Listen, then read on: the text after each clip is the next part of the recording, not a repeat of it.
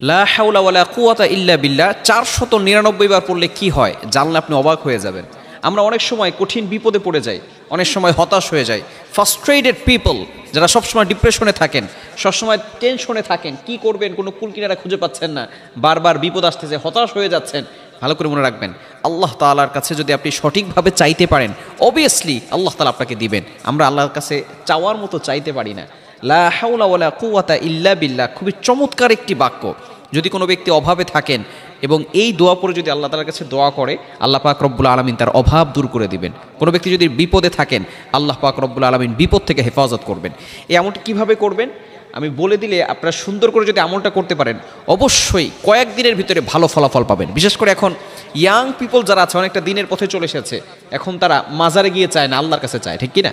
এখন তারা দূরে গিয়ে চায় না, আল্লাহর কাছে চায়। বিশেষ করে মা বোনেরা যারা আছে, তারাও এখন সঠিকভাবে কিভাবে কোরআনে আমল করলে ফায়দা হবে, কোন পথে চললে সঠিকভাবে আল্লাহর কাছ থেকে পাবে, এখন অনেক মা বোনেরাও দিনের পথে চলে এসেছে। আমরা সঠিকভাবে এই আমলটি করার চেষ্টা করব। কিভাবে করবেন?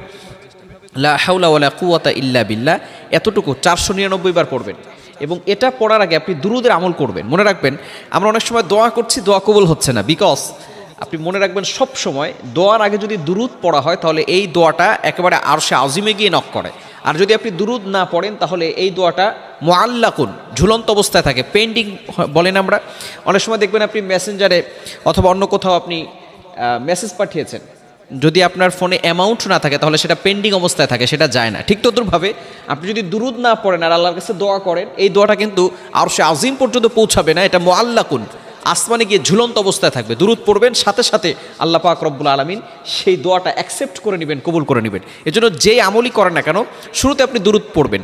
কোন দুরুদটা পড়বেন? আপনি দুরুদ ইব্রাহিম পড়তে পারেন। বিশেষ করে আমরা নামাজের ভিতরে দিয়ে দুরুদ পড়ি, আল্লাহুম্মা সাল্লি আলা মুহাম্মদ ওয়া আলা আলি মুহাম্মদ কামা সাল্লাইতা আলা ইব্রাহিম। এই দুরুদটি আমরা পড়ব। দুরুদ পড়ার পরে 499 বার লা হাওলা ওয়ালা কুওয়াতা ইল্লা বিল্লাহ এটা পড়বেন। পড়ার পরে আপনি লা হাওলা ওয়ালা কুওয়াতা ইল্লা বিল্লাহিল আলিয়্যিল আযীম পুরোটা একবার পড়বেন, তাহলে 500 বার হবে। এরপরে আপনি দুরুদ পড়ে আল্লাহর কাছে দোয়া করবেন। আপনি দেখবেন যা আল্লাহ তাআলার কাছে চাইবেন, আল্লাহ পাক রব্বুল আলামিন সকল চাওয়া পাওয়াগুলো আল্লাহ তাআলা কবুল করবেন। বিপদে পড়ে আছেন, মেয়ের বিয়ে হচ্ছে না, টাকা পয়সার অভাব, সন্তান কথা শুনতেছে না, বিভিন্নভাবে আপনি কঠিন বিপদে পড়ে আছেন, আপনি যদি এইভাবে আল্লাহর কাছে চাইতে পারেন, আল্লাহ পাক রব্বুল আলামিন অবশ্যই আপনাকে বিপদ আপদ থেকে হেফাজত করবেন, বালা মুসিবত থেকে হেফাজত করবেন। এজন্য আমরা এই আমলটি অবশ্যই করার চেষ্টা করব, লা হাওলা ওয়ালা কুওয়াতা ইল্লা বিল্লাহ। শুধু যে আপনি এশারা নামাজের পরে এটা 499 বার পড়বেন বিষয়টা এমন নয়, আপনি এটা যে কোনো সময় পড়তে পারেন। বিশেষ করে এই আমলটি 499 বার পড়ার জন্য আপনি এশারা নামাজের পরে পড়বেন। এছাড়া আপনি ফজরের নামাজের পরে 100 বার পড়তে পারেন, লা হাওলা ওয়ালা কুওয়াতা ইল্লা বিল্লাহিল আলিয়্যিল আযীম, অথবা